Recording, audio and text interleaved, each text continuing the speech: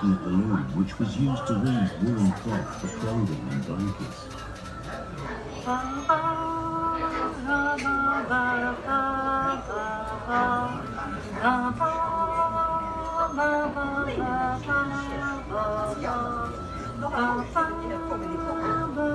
We're now moving into Coffee itself, an important commercial street right in the heart of the city of Jorvik. As you can see from these stalls, you can buy and look Coffeegate is just one of the many streets in this city, which was home to more than 10,000 people. The streets of the city of Jorvik are covered in filth and muck, rutted by cartwheels and with potholes everywhere. This leather worker seems to be having a problem sewing his shoe pieces together. He looks like he has Viking disease, or Dupuytren's contraction. You can see it's caused the fingers on his hand to become clawed.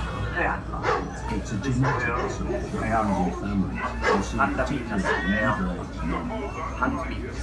Tradition has it that it originated as a Viking and spread it throughout northern Europe and beyond, and travelled into America.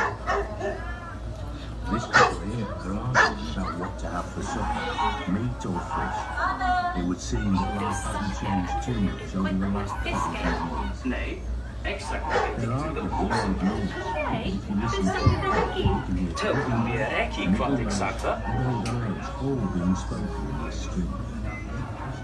Here's a fruit seller trying to sell this wealthy looking cabbage of some sort. It doesn't look like the type of thing that would tempt her or regular baby.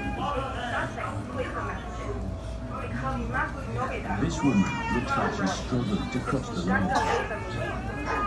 We have found 2 complete skeletons in the excavation. This one was based on manoeuvre. You can see that she's walking on a crutch due to her hip problems and arthritis. You can find out more about her in the galleries to come.